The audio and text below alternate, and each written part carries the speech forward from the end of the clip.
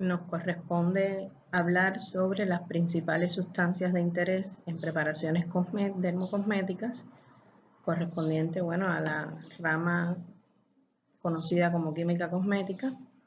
Mi nombre es Milena Díaz Molina, soy doctora en Ciencias Farmacéuticas y profesora titular del Instituto de Farmacia y Alimentos de la Universidad de La Habana.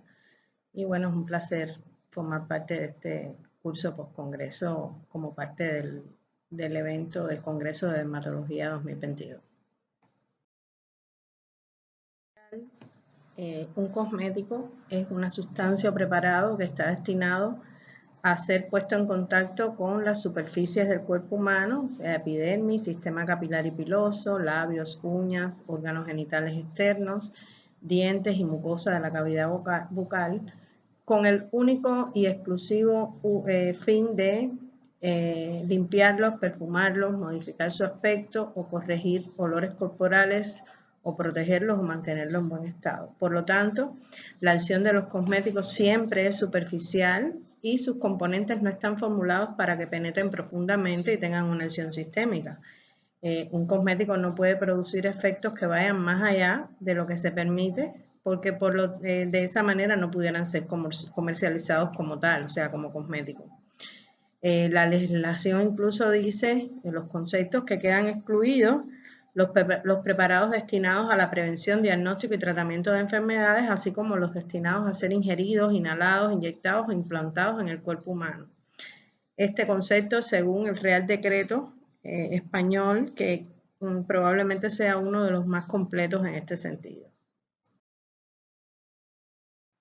De forma general, los productos cosméticos pueden contener agua. En muchos cosméticos el agua es el producto fundamental. Minerales como el hierro, cloro, sodio, fósforo, azufre, algunos oligoelementos como el zinc, el cobre, el magnesio, etc. Muchos compuestos orgánicos como glúcidos o azúcares, lípidos, aceites esenciales, resinas, alcaloides y otros. Los ingredientes clave que están presentes en la mayoría de los cosméticos, que incluyen el agua, emulsionantes, conservantes, espesantes, hidratantes, colores y fragancias. Los ingredientes pueden ser de origen natural o artificial. Incluso hay productos químicos que potencialmente son peligrosos, pero se usan en cantidades muy pequeñas y por lo tanto no ponen en riesgo la salud humana. La química cosmética es la ciencia que estudia los constituyentes químicos que están permitidos para ser empleados en la composición o formulación de los cosméticos. Es una disciplina que se encarga de estudiar las fórmulas y preparados cosméticos para que no alteren la normalidad del medio. O sea, la química cosmética en la actualidad estudia los diversos componentes que se usan para hacer cosméticos y productos de limpieza.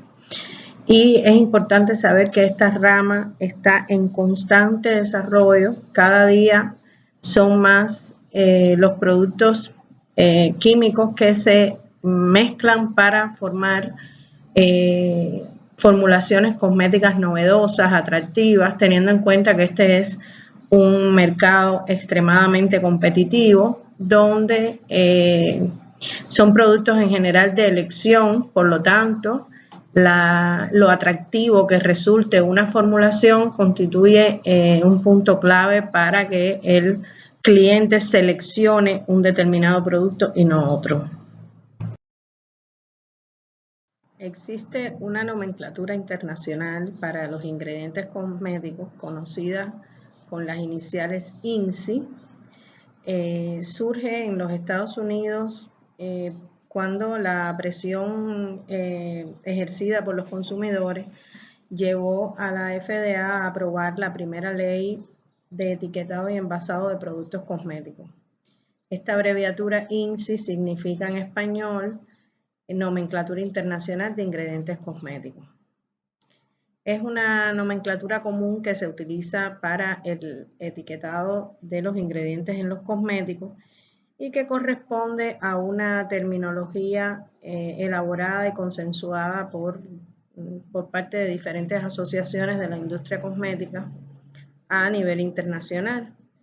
Es un listado de ingredientes que lleva cada producto cosmético que es de uso obligatorio en toda la Unión Europea desde 1998.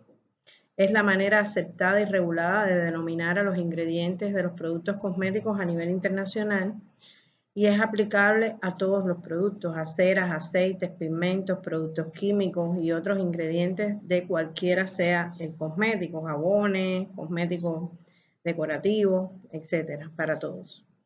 Por ley, además, además de reflejarse el INSI en el embalaje o envase del producto, hay que cumplir determinadas normas en su redacción, que es importante conocer por parte de los consumidores si se quiere analizar bien un INSI, entenderlo y evaluar la presencia real de ingredientes naturales en un producto, algo que está realmente muy vinculado a la calidad y que muchos productores desean promover.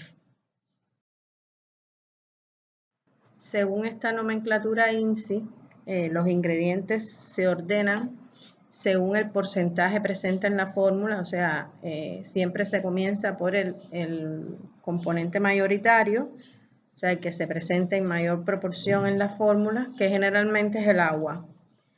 Se ponen siempre en inglés, o sea, el nombre de los ingredientes siempre se escribe en inglés. Cuando se incluyan sustancias de origen vegetal, hay que indicar el nombre científico de la planta de la que proceden, que debe ser siempre en latín, y que se acompaña de las palabras water, oil, butter, wax, etc., en dependencia del tipo de ingrediente, si es un hidrolato, un aceite, una manteca, etc. Cuando se puede garantizar que los ingredientes naturales provienen de cosmética ecológica, pues el nombre del ingrediente siempre va acompañado de un asterisco que quiere decir que ese ingrediente es ecológico. Y bueno, al final de la fórmula generalmente lo que aparecen las siglas CI, que significan Color Index, que tiene 5 números generalmente y que son los colorantes. Estos números pertenecen generalmente a los diferentes códigos de las sustancias utilizadas precisamente como colorantes. Entre los últimos componentes en la formulación generalmente aparecen las fragancias que se identifican por el término perfume o fragancia. Se refieren a lo mismo, en definitiva son las fragancias que caracterizan el producto. Como conservantes, en particular queremos destacar el término muy controversial, que es un componente que aparece en muchos cosméticos, que son los parabenos. Digo controversial porque en mucha literatura se refiere a la peligrosidad de estos compuestos cuando no respetan las cantidades establecidas. En realidad los parabenos son conservantes seguros siempre que se utilicen dentro de las concentraciones permitidas. Generalmente figuran al final de la fórmula también. Solamente hay 4 parabenos permitidos en la actualidad: el metilparabeno y el etilparabeno, que se permite hasta un 0,4% si se encuentran solos o a un 0,8% si se mezclan entre sí, y el butilparabeno y propilparabeno, que se permite un máximo de 0,14% solos o mezclados. Ahí tienen la fórmula general de los parabenos, químicamente hablando, son ésteres de ácido para hidróxido benzoico, donde R, bueno, es el que puede ser metilo, etilo, butilo o propilo, y en dependencia de eso es el nombre que tiene el parabeno. En general, estos productos sí están prohibidos de su utilización en los cosméticos que se utilizan en la zona del pañal en los bebés, y se recomienda también no utilizarlos en fórmulas de cosméticos que son de larga duración en contacto con la piel, como pueden ser algunas cremas, etcétera, o aquellos que van a ser utilizados en mujeres embarazadas y en niños menores de 3 años. De igual forma, acompañando los ingredientes según INSI, muchas veces está también un sello certificador que específicamente en el caso de la cosmética ecológica debe aparecer bien visible en el envase junto al INSI, en dependencia de la agencia que certifique. Bueno, así será el sello. Algunos de los más conocidos, Ecocer, Bio, etcétera, para comprobar si un cosmético realmente es natural y ecológico. Es muy importante tener en cuenta diferentes factores y conocer los principales ingredientes químicos potencialmente tóxicos que no deben estar bajo ningún concepto. Por eso anteriormente les hablaba del caso específico de los parabenos. Los parabenos son uno de los componentes que no deben estar para certificar que un cosmético es ecológico. No deben estar tampoco derivados de petróleo como los aceites minerales, las vaselinas, las siliconas, etc. Tampoco los sulfatos como el laurisulfato, etc. Ni las aminas, dietilamina, metilamina, trietilamina, tampoco. Esas son algunas de las condiciones para certificar un cosmético ecológico. Y bueno, aquí tienen algunas de los sellos ecológicos más conocidos, más representativos de la cosmética ecológica. Ahí tienen un ejemplo de una etiqueta de un cosmético. Fíjense que comienza por el agua, como les dije, el componente mayoritario. Tiene algunos componentes señalados con un asterisco, lo cual significa que tienen un componente ecológico. Están los nombres en latín de los componentes naturales que tienen, de las plantas. Y fíjense que termina específicamente con los componentes de la fragancia, citral, citroneral, eugenol, etcétera, que son los utilizados en la composición de la fragancia. Y tiene al final señalizado justamente lo que significa el asterisco, o sea que proviene de agricultura orgánica. Los productos cosméticos pueden presentarse con diferentes texturas o formas, es lo que se conoce como forma cosmética. Cada una de estas texturas tiene un rango de proporciones entre sus ingredientes diferentes y qué es lo que hace que pueda presentarse de una forma o de otra. Esta forma de clasificación depende fundamentalmente del excipiente, es decir, del componente mayoritario en el que están incorporados el resto de los ingredientes.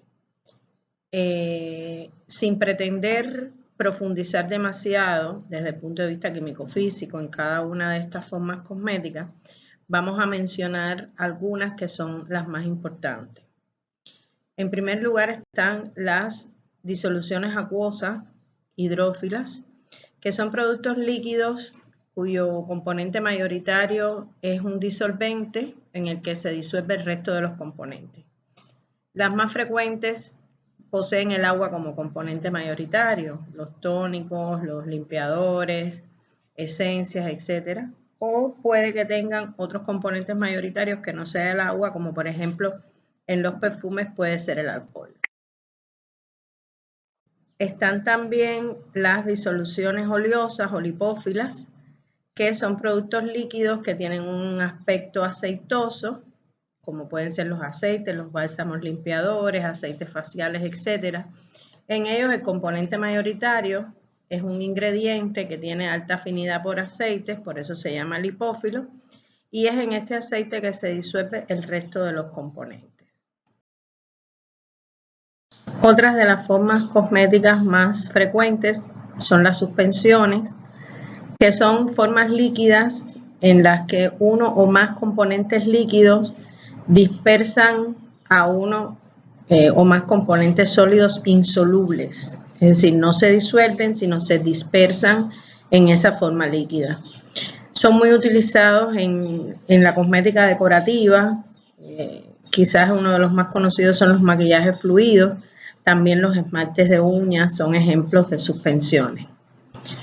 También están los geles, que son líquidos a los que se le añade un agente gelificante que forma una red tridimensional en la que el líquido queda atrapado, inmerso, y en dependencia de la cantidad y del tipo de gelificante, el producto podrá ser más fluido o más líquido en dependencia de las proporciones.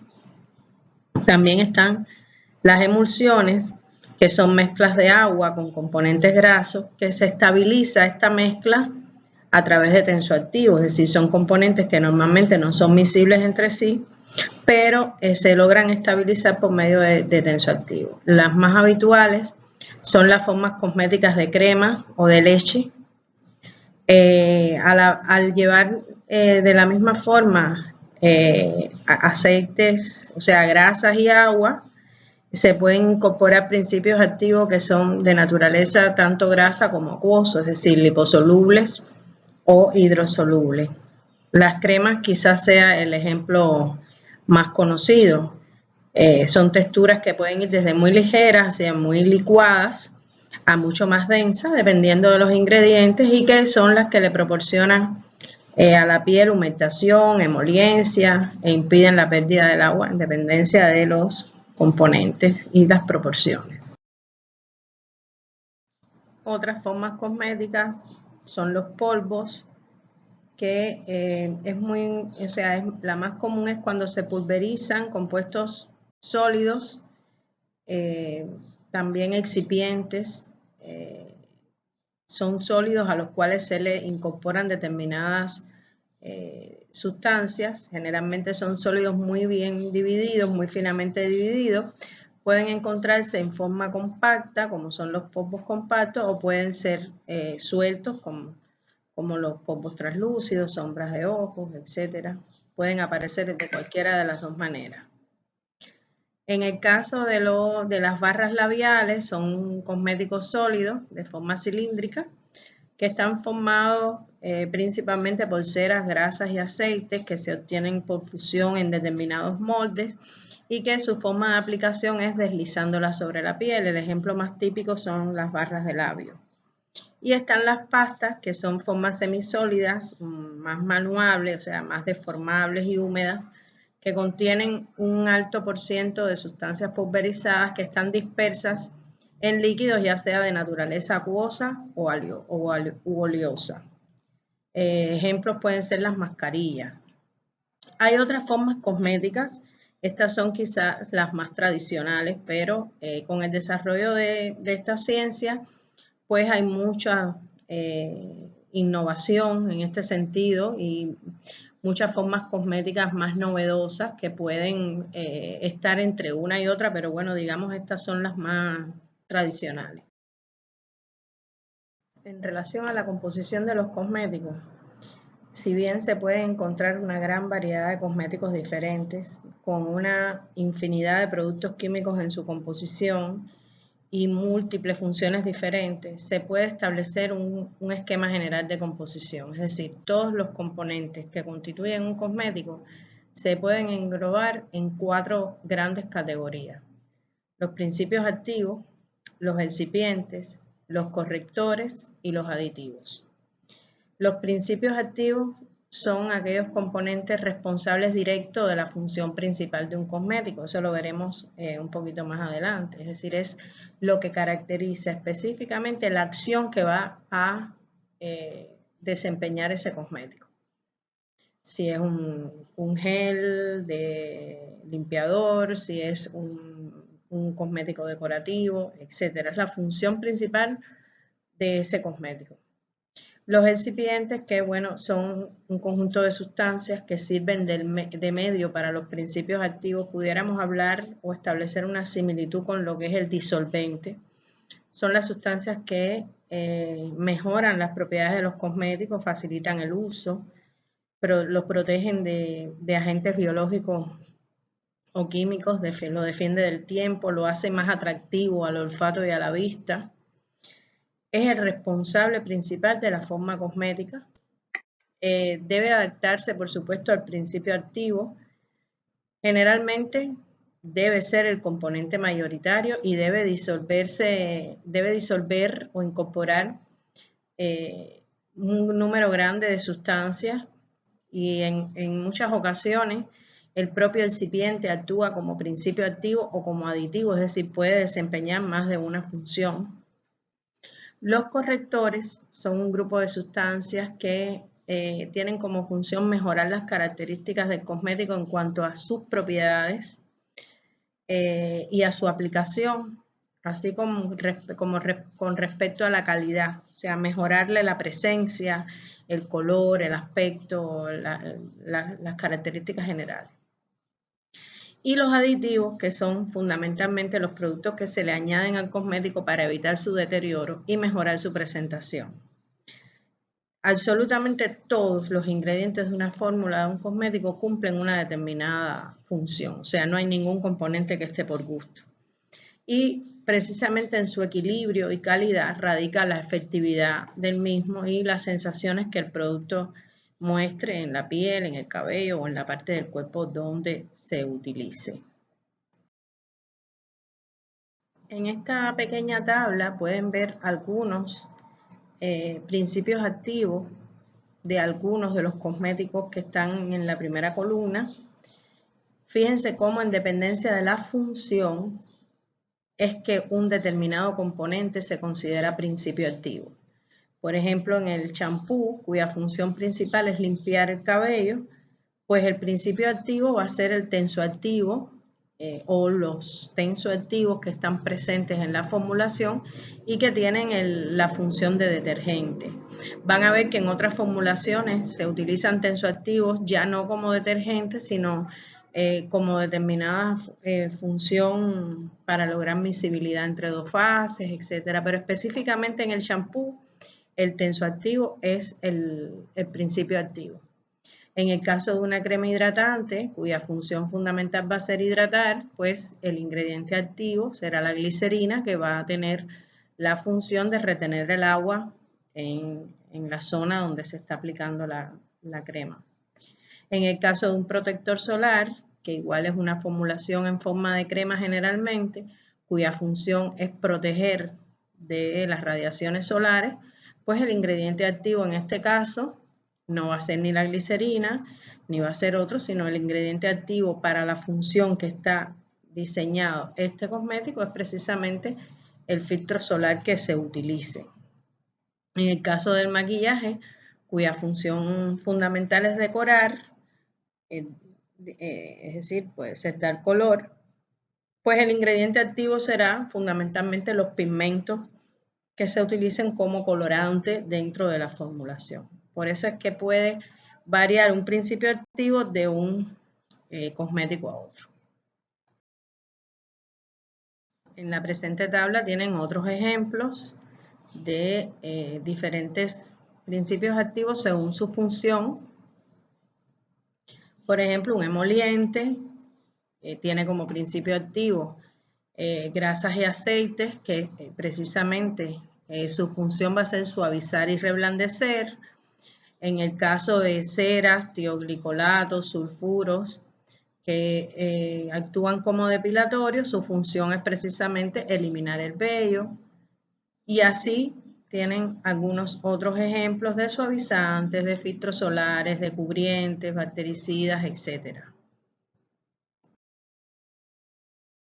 Ahora vamos a ver de manera más detallada cada uno de estos componentes de la formulación.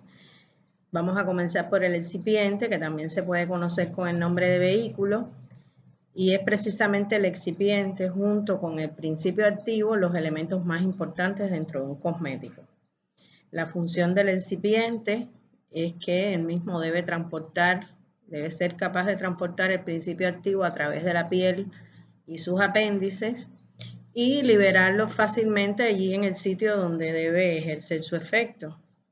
Para elegir el excipiente es importante tener en cuenta la naturaleza del principio activo, es decir, debe ser una sustancia o un producto al cual se le incorpore el principio activo, es decir, el principio activo debe ser soluble en ese excipiente o al menos se puede mezclar bien con él.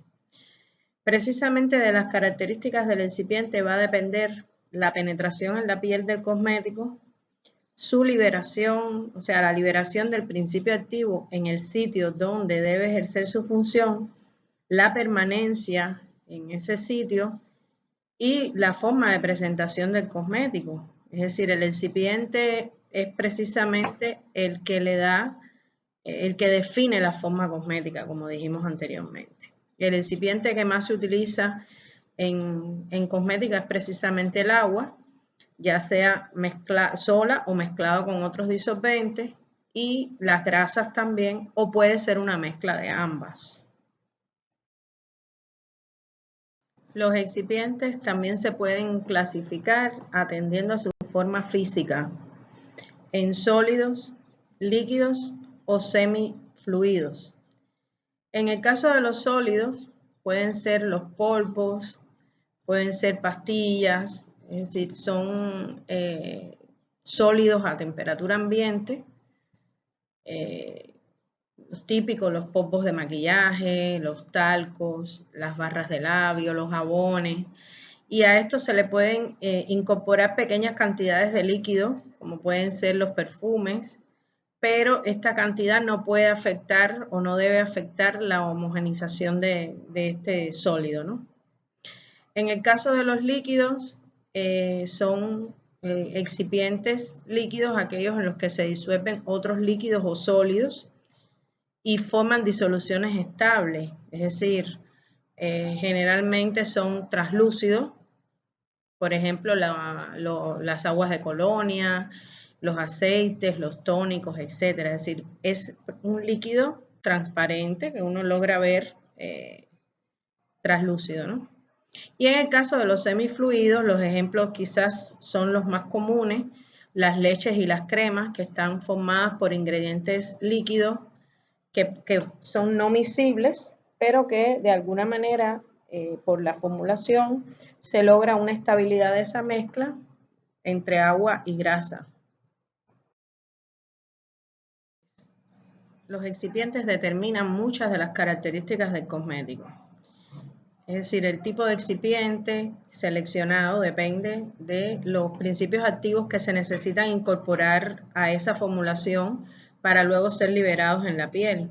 Algunos principios activos son hidrosolubles, por lo tanto se disolverán bien en agua y este podrá ser el excipiente, mientras que otros son liposolubles, por lo tanto deben incluirse en la formulación sustancias grasas o disolventes orgánicos como puede ser el alcohol. Las materias primas que constituyen el excipiente determinan la capacidad de penetración de los principios activos a través de la piel, porque precisamente esa es su función.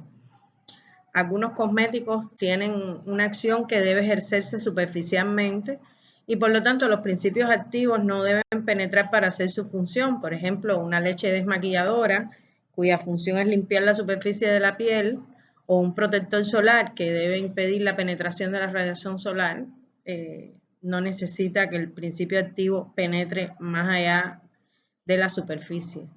Por lo tanto, se incluirán en excipientes, estos pueden incorporarse en excipientes que tengan una acción solamente superficial, mientras que en otros puede desearse una acción más profunda, que se verá favorecida por la utilización de excipientes como por ejemplo ácidos grasos como el linoleico o el linolélico, que tienen gran afinidad por la piel. Es decir, esto es muy importante a la hora de seleccionar un excipiente.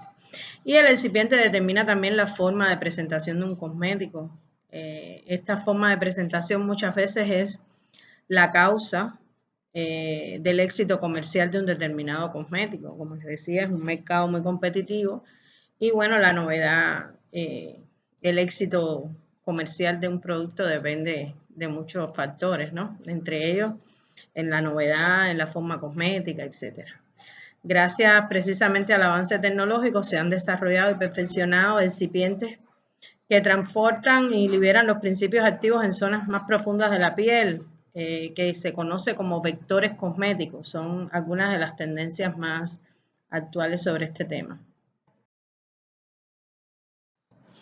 Si bien es cierto que lo más importante en cualquier cosmético es que cumpla el objetivo para el que se ha diseñado, no es menos importante que su aplicación y las propiedades características de este cosmético deben ser lo más cuidadosamente seleccionadas, ¿no?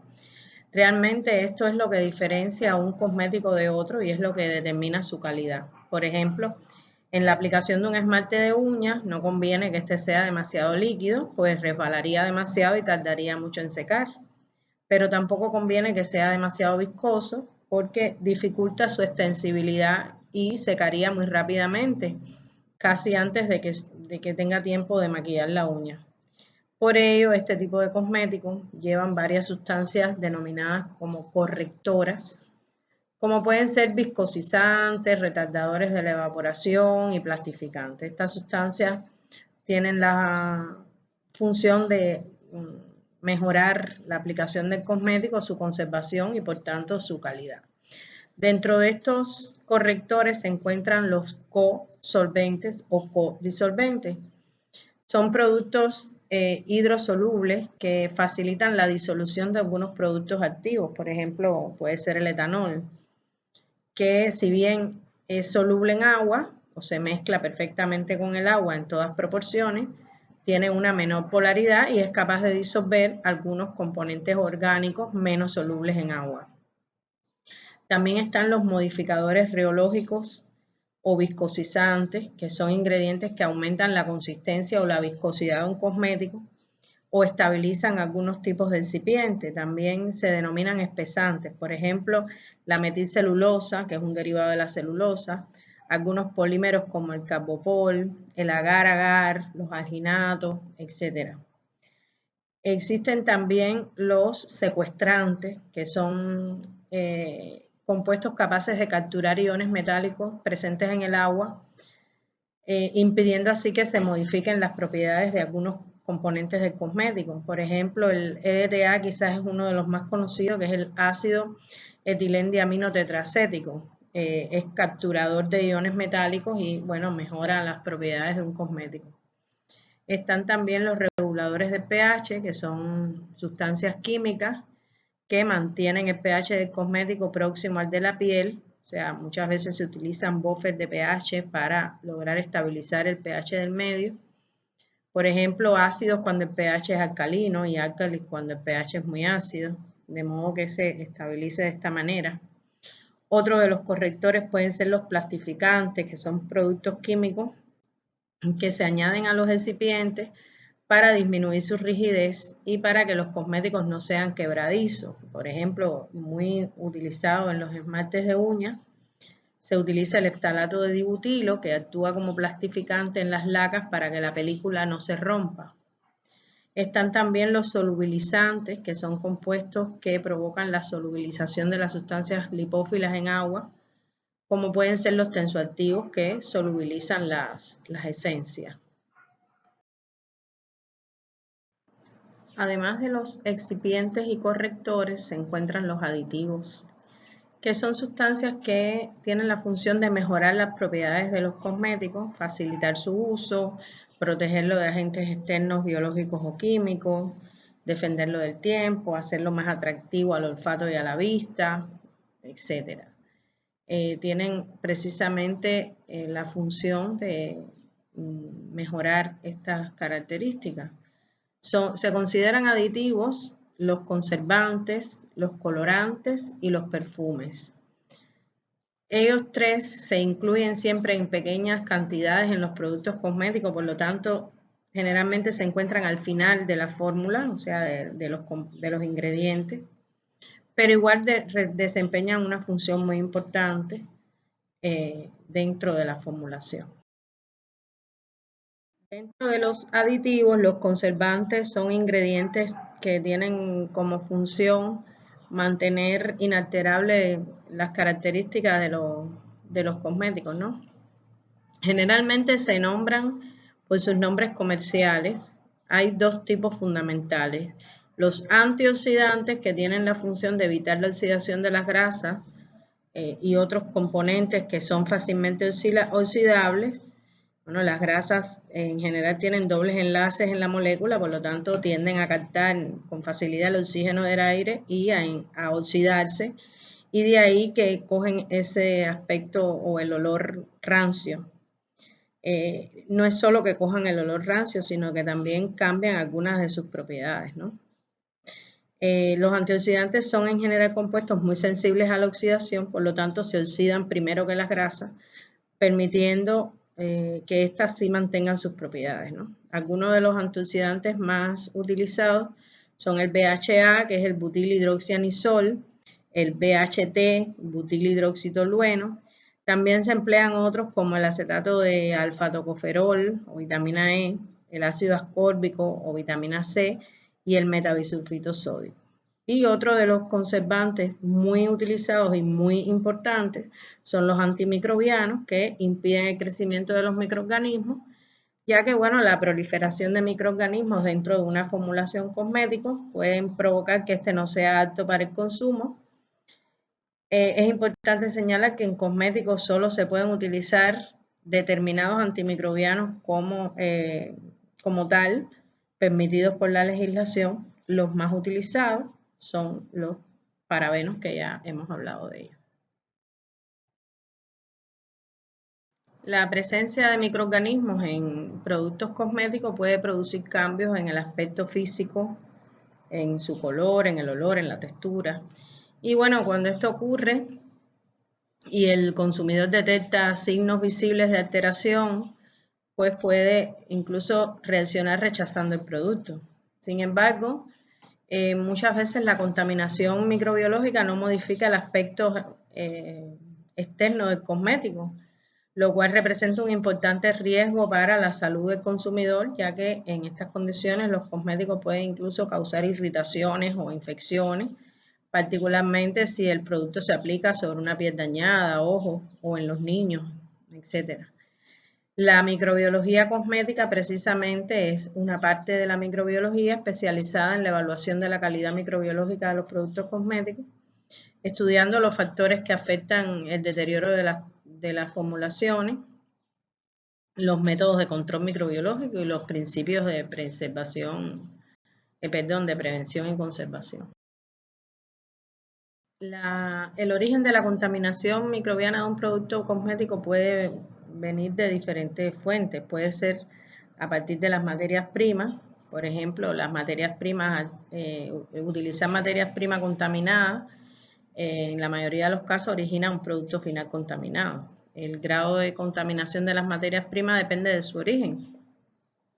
Cuando son de origen sintético, generalmente contienen relativamente pocos microorganismos. Sin embargo, si las sustancias son de origen natural, generalmente están muy contaminadas. Por ejemplo, gomas, extractos vegetales, etc. Hay un riesgo en la cosmética natural, ¿no? El agua que se utiliza en la fabricación del producto generalmente es el origen más frecuente de contaminación. O sea, las materias primas tienen un riesgo, una incidencia importante. Sin embargo, no es la única, también en medio ambiente, por ejemplo, el aire que contiene microorganismos cutáneos, hongos y esporas bacterianas que pueden entrar en contacto con el producto.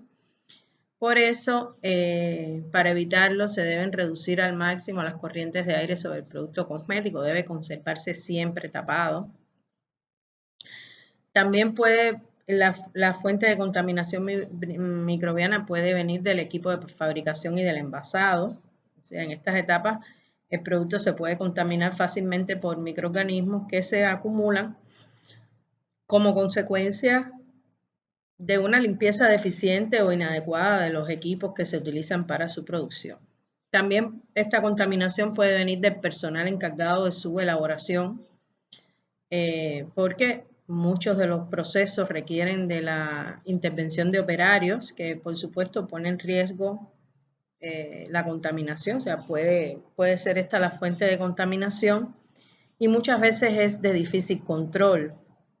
Por eso los operarios deben estar debidamente formados en hábitos de higiene personal, en seguir las normas de correcta fabricación, etc. Y también la fuente de contaminación microbiológica microbiana puede venir del proceso como tal de utilización por parte del consumidor. Los cosméticos pueden contaminarse por la microbiota residente en la propia piel del usuario. Para evitar la contaminación microbiológica de los cosméticos, el fabricante debe controlar cada una de las posibles vías, teniendo presente el análisis microbiológico de materias primas, ambientes, equipos, etc.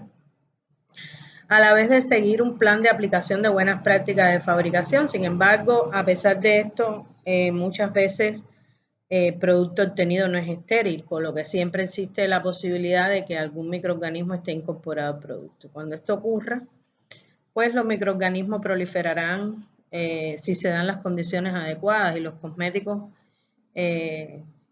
que contienen un contenido en agua, oxígeno, etcétera, pues pueden ser la fuente ideal para que estos microorganismos puedan proliferar.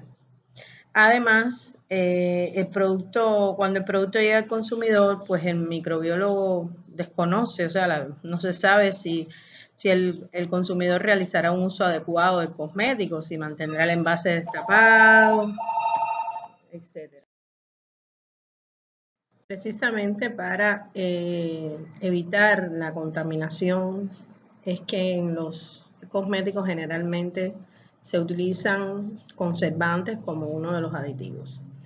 Un conservante ideal es aquel que tenga un amplio espectro de actividad antimicrobiana, no debe provocar ninguna reacción de sensibilización en el consumidor, debe tener una estructura química conocida, debe ser soluble en agua, debe tener una estabilidad en condiciones extremas de pH y de temperatura, ser además compatible con el resto de los ingredientes de la formulación y con el envase, no debe alterar las características organolépticas del cosmético al cual se ha incorporado, y por supuesto debe ser barato. Ahora, ningún agente conservante por sí solo puede probablemente satisfacer todos estos criterios, y por esta razón muchas veces, para crear un sistema conservante adecuado que aporte protección durante todas las fases de elaboración del cosmético, que esta protección se prolongue durante toda la vida del cosmético en manos del usuario, muchas veces es necesario realizar combinaciones de más de un conservante.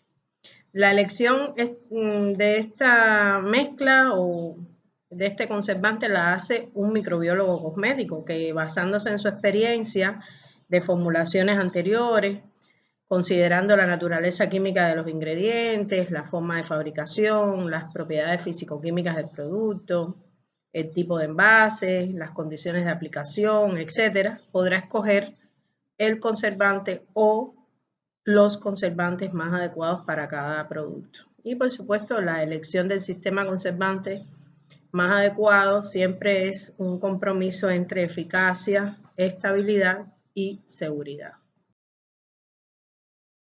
Sin ánimos de excedernos en estructuras químicas, ni mucho menos, en las siguientes 4 diapositivas les estoy presentando las estructuras químicas por familia de los compuestos más utilizados como conservantes. Ahí podrán ver cuáles son las variantes de estructura. Muchos de ellos se conocen no por su nombre químico, sino por una nomenclatura mucho más sencilla. Pero bueno, ahí van a ver los parabenos, algunos otros compuestos que son bien utilizados.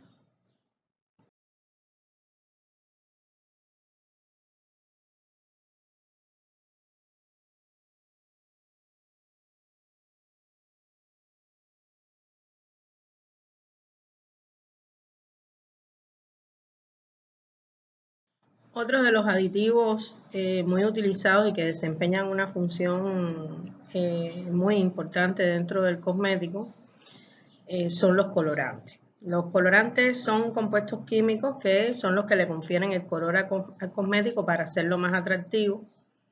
Son sustancias que, al aplicarse en un sustrato, ya sea en disolución o en suspensión, puede proporcionar un color más o menos permanente. Y bueno, el sustrato tiene que tener una determinada afinidad química con el colorante para poderlo retener, ¿no?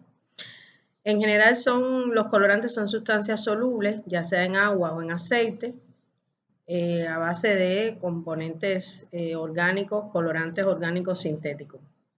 Los que son solubles en agua en general se utilizan para colorear lociones, perfumes, emulsiones, jabones, o sea, productos que son de envase acuosa. Y los liposolubles se utilizan para colorear algunas mezclas como aceites corporales, aceite de baño, etc.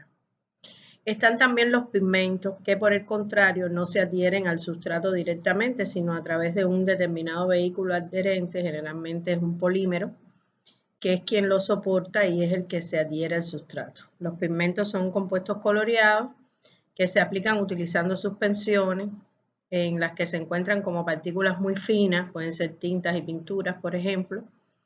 Generalmente tienen mayor opacidad, poder cubriente y son más resistentes que los colorantes. Pueden ser compuestos inorgánicos u orgánicos. Son insolubles, que cuando se utilizan quedan en pequeñas partículas, en forma de pequeñas partículas o de cristales. Pueden ser minerales, que son más resistentes a la luz que los colorantes orgánicos y más opacos.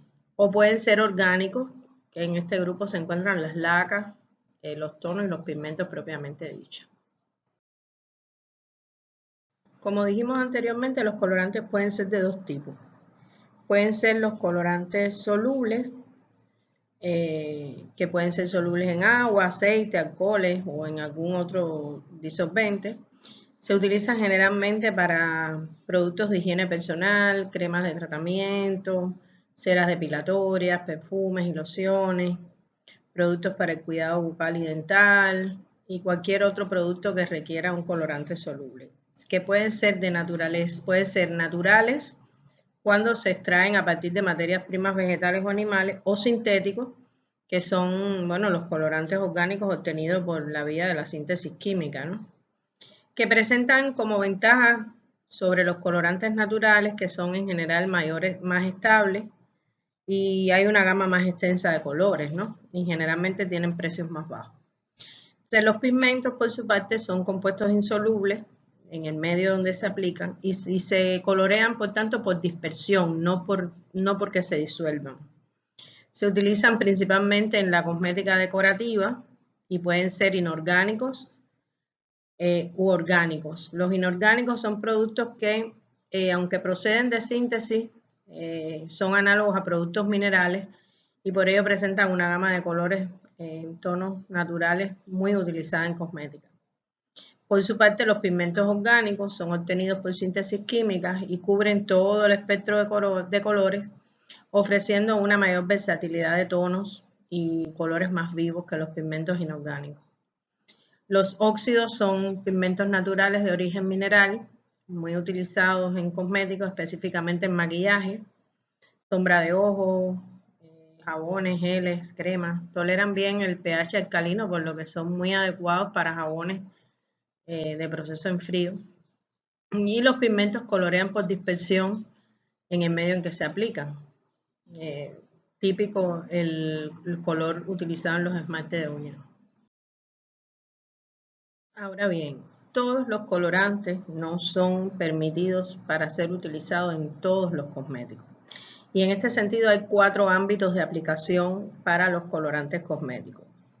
El número 1 son los colorantes que están permitidos para todos los productos cosméticos, digamos, son los que tienen mayor posibilidades de uso.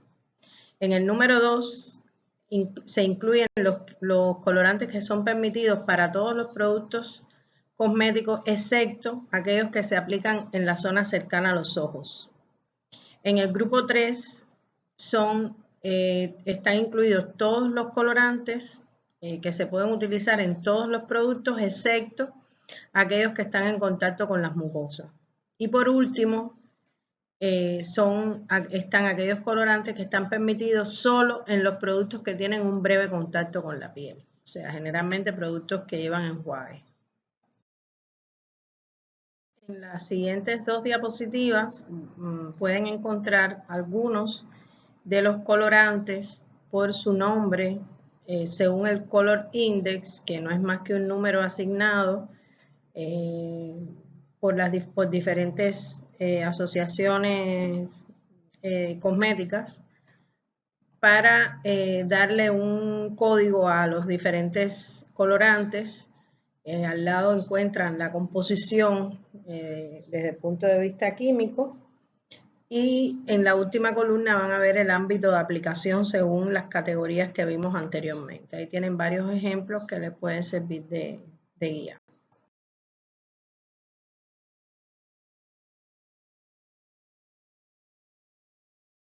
Otro de los aditivos de gran importancia dentro de los cosméticos es el perfume. Dentro de los aditivos, probablemente sea el perfume el elemento de más importancia comercial dentro de los cosméticos. La primera prueba a la que se somete un cosmético es precisamente comprobar su fragancia. Si el olor no gusta, pues muy probablemente el cosmético no se compre, independientemente de que sea muy eficaz y de muy buena calidad. El perfume está constituido por uno o varios compuestos cuya función es proporcionar un olor agradable al cosmético y además enmascarar ciertos olores de las materias primas. Los perfumes deben cumplir determinados requisitos. No deben ser irritantes para la piel, deben ser compatibles con el resto de los componentes de la formulación, deben ser estables a la luz y a los cambios de temperatura. Y bueno, debe existir una proporción o una correlación con el colorante, es decir, el olor y el color deben tener una cierta relación. No se concibe, digamos, un cosmético de color verde, digamos, y que su aroma sea a fresa. O sea, tiene que haber una correspondencia entre el color y el olor. Anteriormente hablamos de los tensoactivos, entendiéndolo como tal en su función como sustancia activa dentro del cosmético. Pero el tensoactivo puede desempeñar diferentes funciones. O sea, un tensoactivo en general o surfactantes son moléculas anfifílicas, es decir, tienen una parte hidrófila con afinidad por el agua y otra parte hidrófoba o con afinidad por la parte, o sea, los componentes grasos, digamos. Y esta sustancia, el tensoactivo, es capaz de disminuir la tensión superficial entre las dos sustancias y permitir que ambas se puedan mezclar. Ahora, los tensoactivos pueden desempeñar dentro de un cosmético diferentes funciones. Las más conocidas es como emulsionante, como detergente o como solubilizante. Como emulsionante, bueno, un tensoactivo tiene la función de formar emulsiones o estabilizar una determinada emulsión para mantener la unión entre una fase acuosa y una fase oleosa. Es decir, es quien permite estabilizar esa mezcla entre dos fases que normalmente son inmiscibles o que no se mezclan. Están su función como detergente, que permite arrastrar la suciedad de tipo graso de la piel durante la limpieza con agua. Y está también su función como solubilizante, que permite que pequeñas cantidades de sustancias oleosas se puedan solubilizar en un vehículo acuoso sin que se perciba la presencia de una sustancia dispersa, sino que realmente esté disuelta. Un tensoactivo como función, o sea, con función de emulsionante, es imprescindible a la hora de crear una emulsión, o sea, de estabilizar una emulsión, puesto que permite, como dije anteriormente, unir o mezclar sustancias que normalmente son inmiscibles entre sí, es decir, una sustancia de tipo acuoso con otra de tipo oleoso. Esta característica como emulsionante puede ser de agua en aceite o de tipo aceite en agua. O sea, cuando se habla de agua en aceite, es que el aceite es el componente mayoritario, que se le llama fase externa, y el agua es el componente minoritario, o sea, es agua disuelta en aceite. Y el emulsionante precisamente es el que permite que se mezcle. Por el contrario, las emulsiones del tipo aceite en agua, el aceite está en pequeñas proporciones y es el agua el componente mayoritario. Ahí en la figura lo pueden apreciar fácilmente. Como les explicaba anteriormente, en las emulsiones agua en aceite, la fase continua, o sea, el componente mayoritario es aceite, grasas o sustancias solubles en ella, y la discontinua es el agua y las sustancias acuosas disueltas. Las emulsiones que se forman, por ejemplo, por cera de abeja y el bórax, es un ejemplo de este. Este tipo de emulsiones generalmente se utiliza para preparados de limpieza, para párpados, masajes, o sea, fíjense que el componente mayoritario es aceite, se utiliza mucho en cremas de noche, etcétera. Son cremas, las cremas nutritivas que llevan una mayor penetración en la piel, generalmente se usan este tipo de emulsiones. En el caso de las emulsiones de aceite en agua, bueno, la fase continua, el componente mayoritario es acuoso y la discontinua son aceites o grasas y sustancias grasas disueltas. Son las más utilizadas porque, bueno, son aquellos preparados que cuando se aplican sobre la piel desaparecen sin dejar rastro, o sea, se absorben con mucha más rapidez. Por ejemplo, las leches, las cremas de día, etc. Ahora, los tensoactivos también pueden desempeñar una función como solubilizante. O sea, no exactamente mezclar dos fases que normalmente son inmiscibles, sino puede tener como función ayudar a solubilizar determinados componentes que por su naturaleza no serían fácilmente disueltos dentro de un excipiente determinado. Por ejemplo, cuando se pretende incorporar perfumes o aceites esenciales en un determinado sustrato acuoso, como soluciones, etcétera, generalmente se requiere de la utilización de un tensoactivo que permite la solubilización o facilita la solubilización de estos componentes oleosos. En el caso de los tensoactivos detergentes o con la función de detergente, probablemente esta sea la función más conocida de los tensoactivos. Tienen la capacidad de limpiar porque tienen una característica desde el punto de vista químico muy peculiar, y es que en una misma molécula se encuentra una parte que es hidrofílica, o sea, que tiene afinidad por el agua, y otra parte que es hidrofóbica, o sea, que realmente repele el agua y es más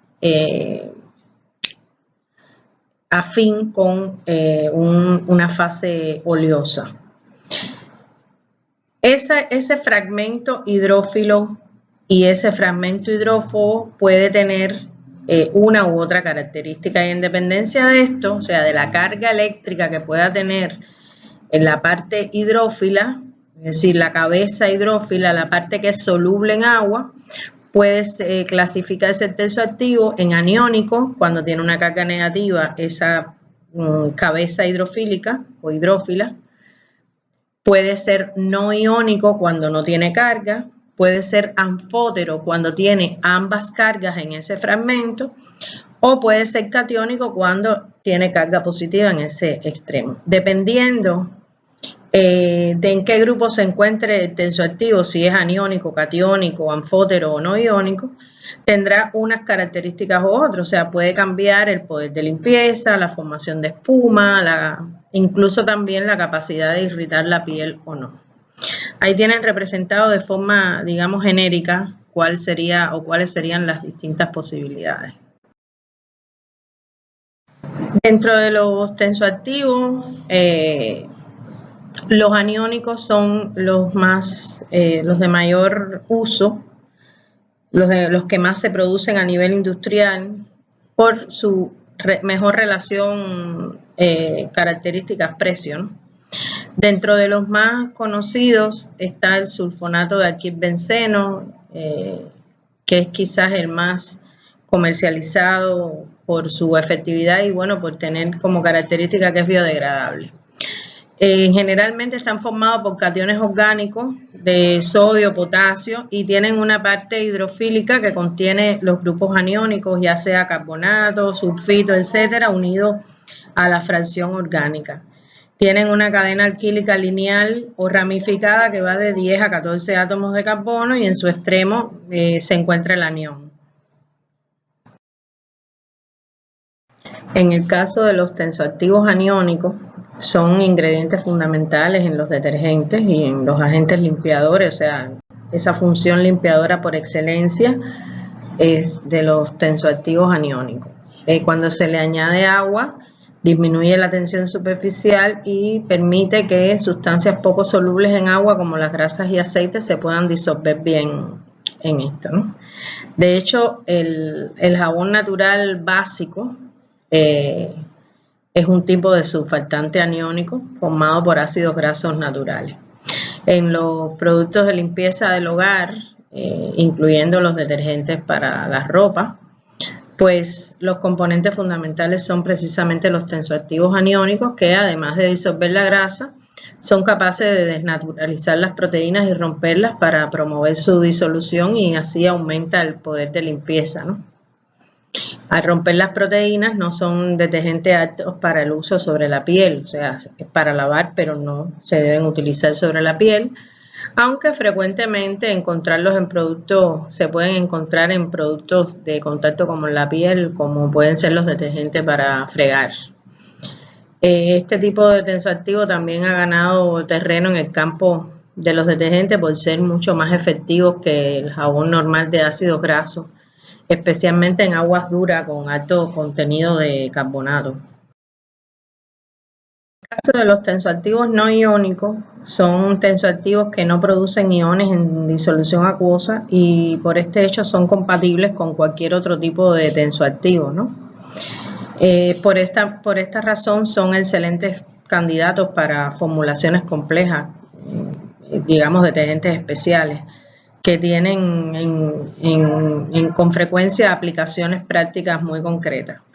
Por otro lado, estos tensoactivos, al no tener carga, son menos sensibles a los electrolitos, especialmente a los cationes divalentes, que son más sensibles que el caso de los tensoactivos aniónicos y por tanto pueden ser utilizados en presencia de una elevada salinidad, o sea, son tensoactivos utilizados con aguas saladas, por ejemplo, aguas salobres.